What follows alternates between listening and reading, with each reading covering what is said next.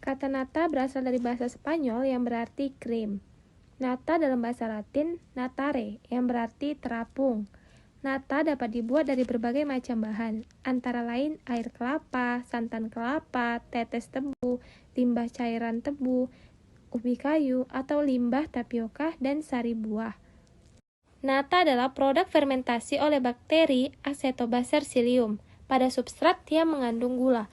Bakteri tersebut sangat menyukai kondisi asam dan memerlukan nitrogen untuk stimulasi aktivitasnya. Glukosa substrat sebagian akan digunakan bakteri untuk aktivitas metabolisme dan sebagian lagi diuraikan menjadi suatu polisakarida yang dikenal dengan ekstraseluler selulosa yang berbentuk gel. Polisakarida inilah yang dinamakan dengan nata. Air kelapa yang digunakan dalam pembuatan nata harus berasal dari kelapa yang masa optimal, tidak terlalu tua atau tidak terlalu muda. Bahan tambahan yang diperlukan oleh bakteri antara lain karbohidrat sederhana, sumber nitrogen, dan asam asetat.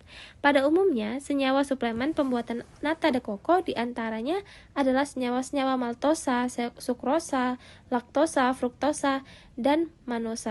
Asam asetat atau cuka digunakan untuk meningkatkan keasaman air kelapa. Asam asetat yang baik adalah asam asetat glasial atau 99,8%. Asam asetat dengan konsentrasi rendah dapat digunakan.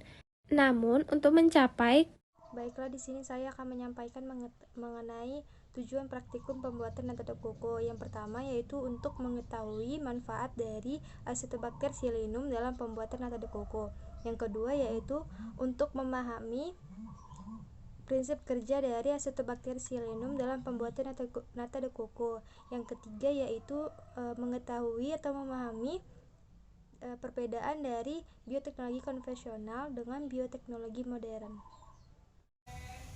Adapun prosedur kerja dalam praktikum ini adalah sebagai berikut. Yang pertama adalah menyiapkan seluruh alat dan bahan yang digunakan. Yang kedua, menyaring air kelapa sebanyak 2 liter air kelapa ke dalam panci.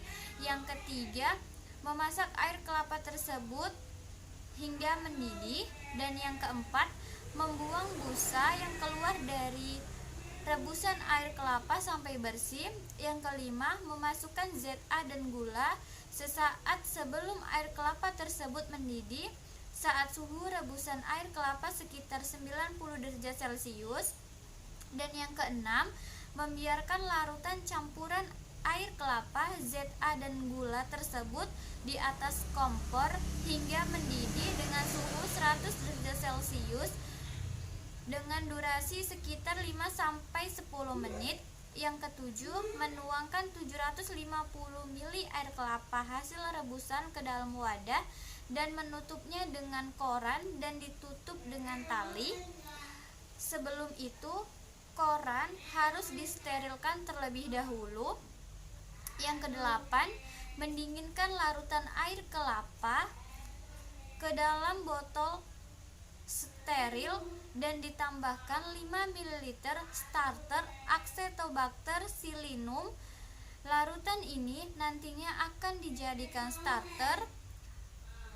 Selanjutnya, mengambil starter bakteri Acetobacter psyllium sebanyak 35 ml dan memasukkan starter tersebut ke dalam wadah yang telah didiamkan tadi dan menginkubasi wadah tersebut selama 7 hari.